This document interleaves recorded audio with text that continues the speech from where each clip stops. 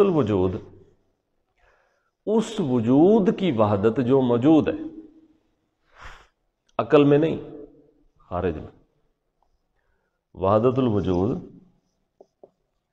اس وجود کی وحدت جو موجود ہے۔ اس کا مطلب یہ ہے کہ جو کچھ بھی موجود ہے، جو کچھ بھی موجود ہے وہ وہی وجود ہے، اور وہی وجود جو موجود ہے وہ ایک ہے۔ تو نتیجہ یہ نکلا کہ جملہ موجودات ایک موجود ہے، ایک ہی وجود ہے، اس ایک کے علاوہ کچھ نہیں۔ جب وجود ایک ہے جو کہ موجود ہے، موجود بھی ہے اور ایک بھی ہے، جبکہ ہم دیکھتے ہیں کہ جو موجود ہیں وہ تو بہت سارے ہیں اور مختلف طرح کے ہیں۔ اس کا جواب وہ یہ دیتے ہیں کہ وجود ایک ہی ہے، اس ایک وجود پہ حکم لگے ہوئے ہیں، یعنی جب وہ امکان کے اندر ظاہر ہوتا ہے تو امکانی حکم لگ جاتا ہے۔ حدوث کے اندر یعنی عالم حادث ہے، ایک نیا بنا گیا، جب عالم کے اندر وہ ظاہر ہوگا تو اس کے اوپر ایک عالم ہونے کا اور حادث ہونے کا حکم لگ جائے گا۔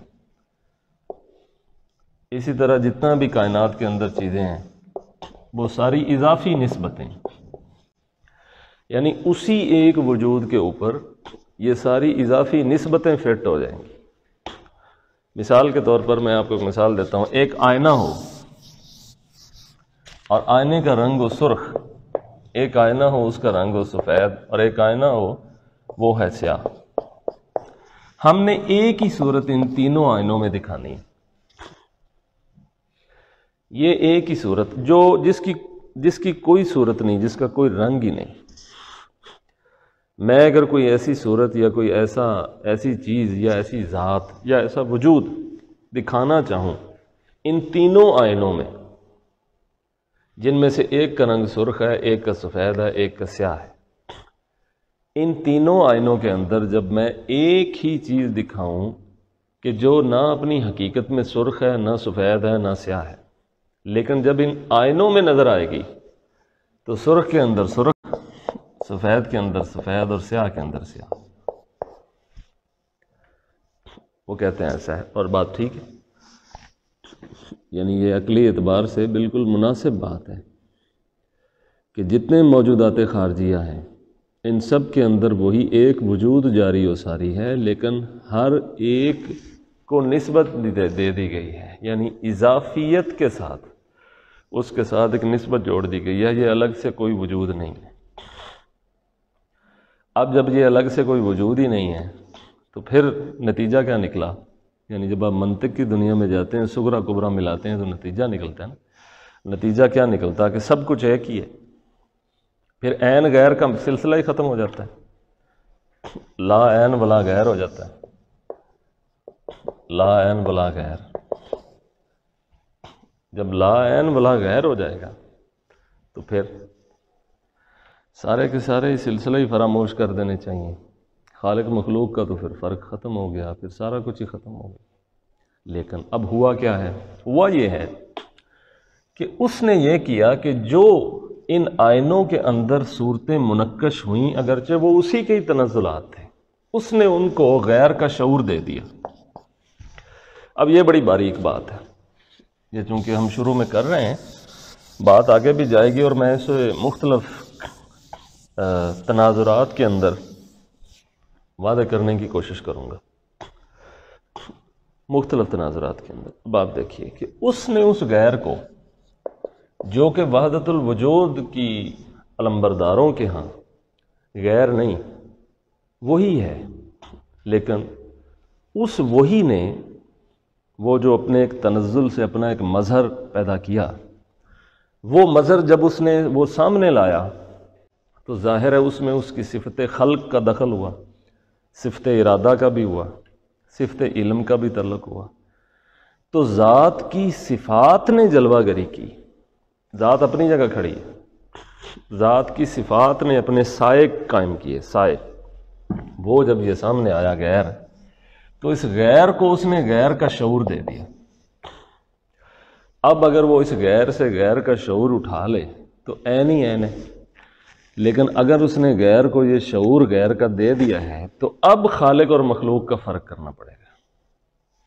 اب پھر ابلیس بھی ہوگا، اب پھر نبی بھی ہوگا۔ لہٰذا وہ بات کہ لا آدم فی الکون ولا ابلیس لا ملک سلیمان ولا بلقیس الکل عبارت وانت المعنی یا من ہوا للقلوب مغناطیس، یہ چیز سمجھ گئے بات۔ اب یہ جو لا آدم، کوئی آدم نہیں جہان میں، نہ ہی کوئی ابلیس ہے، نہ ہی کوئی ملک سلیمان کا، نہ ہی کوئی بلقیس ہے۔ تو یہ کس مرتبہ پہ بات کہی گئی ہے؟ اس مرتبہ پہ جہاں غیر کا شعور اٹھ جاتا ہے۔ تو جن اہل اللہ کو یا اہل فکر کو غیر کا شعور اٹھ گیا، ذوقی وجدانی طور پر یا علمی طور پر بھی، انہوں نے یہ کہہ دیا، اور جن کا شعور نہیں اٹھا ان کو یہ لائق نہیں ہے کہ وہ یہ کہیں، کیونکہ اہل علم علماء کا شعور کھڑا ہے، لہذا وہ ان الحق پہ معترض ہیں اور رہیں گے، اور رہنا بھی چاہیے۔ اور جہاں شعور اٹھ گیا ہے وہاں یہ بات سر عام کی جاتی ہے۔ یہ کوئی سکر و استغراق نہیں ہے۔ بعض لوگ کہتے ہیں نا کہ وحدت الوجود کی بات کرنا یہ سکر ہے، یہ سکر ہے جی کہ صاحب نہیں ہے، نہیں، وحدت الوجود ایک پورا علمی اور فکری مقدمہ ہے، مسئلہ ہے، صرف نظریہ نہیں ہے بلکہ حقیقت کے مسائل میں سے ایک حقیقی مسئلہ ہے۔ ہم اس کو سر عام اس کی تشہیر نہیں کریں گے، فروغ نہیں دیں گے، لیکن ہے تو صحیح، یعنی مفر بھی نہیں، مفر بھی نہیں۔ اس پر ایک بات وہ بڑی اچھی کرتے ہیں، وہ کہتے ہیں کہ یہ مثال جو ہے نا، یہ زندگی موت کی جتنی کشمکش ہے، جتنے تبدیلیاں ہیں جو جواہر و اعراض کے اندر ہوتی رہتی ہیں، یا جدید جو دنیا ہے اس کے اندر یہ کہتے ہیں نا انرجی کی شیپ چینج ہو گئی، کنورٹ ہو گئی ایک صورت سے دوسری صورت میں، تجدد امثال کہہ لیں اسے ایک اعتبار سے۔ یہ ساری کی ساری چیزیں تو وہ کہتے ہیں کہ یہ جتنے مظاہر اور موجودات آپ کو نظر آ رہے ہیں، آپ ان پر حکم بھی لگا رہے ہیں، تو یہ حکم بھی عارضی ہے، یہ حکم بھی عارضی ہے نا۔ مثلا ایک چیز، ایک مظہر پر آپ حکم لگاتے ہیں کہ وہ لکڑی ہے، وہ لکڑی تو بعد میں ہے نا، پہلے تو نہیں نا، پہلے تو وہ ایک بیج تھا، بیج میں سے وہ حرارت ملی، پانی ملا، لکڑی بنتی گئی، درخت بن گیا۔ اس کو جب آپ آگ لگاتے ہیں تو یہ ٹھیک ہے جو بن جاتا ہے، اس کے بعد آپ اس کو پانی لگاتے ہیں تو پانی کے اندر حل ہو جاتا ہے، پھر اس کے بعد آپ اسے ابالتے ہیں تو یہ پھر گیس بن جاتی ہے۔ تو یہ جب یہ بیج تھا تو آپ کا اس پر حکم لگا تھا یہ بیج ہے،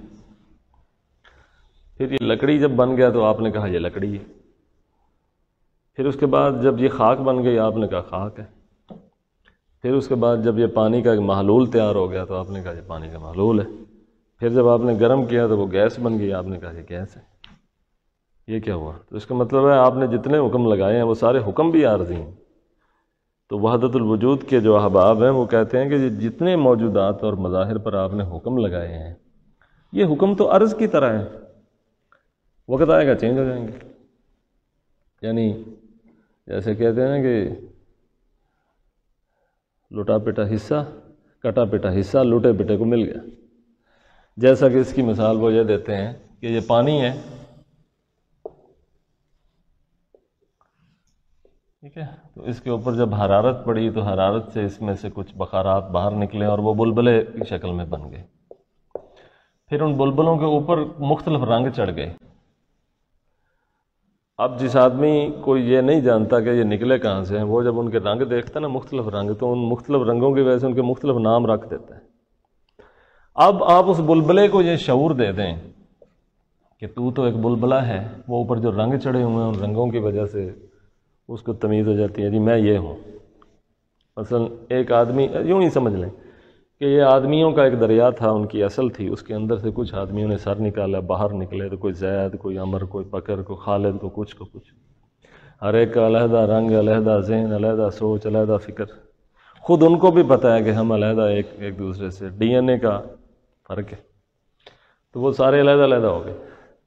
اس کے بعد ایک دن آیا کہ وہ جس چیز سے وہ کھڑے تھے بلبلے کی حیثیت میں، وہ چیز ان کو توانائی پیچھے سے ملنی بند ہو گئی اور پھٹ گئے. وہ پھٹے تو جو ان کے اوپر رنگ روگن ہوا تھا وہ سارا تحلیل ہو گیا، تحلیل ہو گیا، یہ بلبلے واپس پانی میں آ کے پانی ہو گئے. اب جو حکم لگا تھا وہ تو اس صورت میں تھا کہ وہ بلبلے ہیں. اب آپ انہیں کہیں گے کہ یہ بلبلے ہیں، آپ کہیں گے یہ پانی ہے. تو وہ کہتے ہیں جملہ موجودات پر جو آپ حکم لگاتے ہیں یہ عارضی ان کے آراز کی طرح ہیں، مستقل نہیں ہے. مستقل ایک ہی وجود ہے، دائمی، ازلی، ابدی ایک ہی وجود ہے، جس کے اندر سے یہ تنزلات کے صورتیں، اسی کے تنزلات سے یہ صورتیں، یہ امثال، یہ جواہر، یہ آراز ظاہر ہو جاتے ہیں، پھر یہ بدلتے رہتے ہیں. سو جو کنورٹ ہونا ہے انرجی کا، وہ اس کو بھی اسی چیز پہ معمول کرتے ہیں.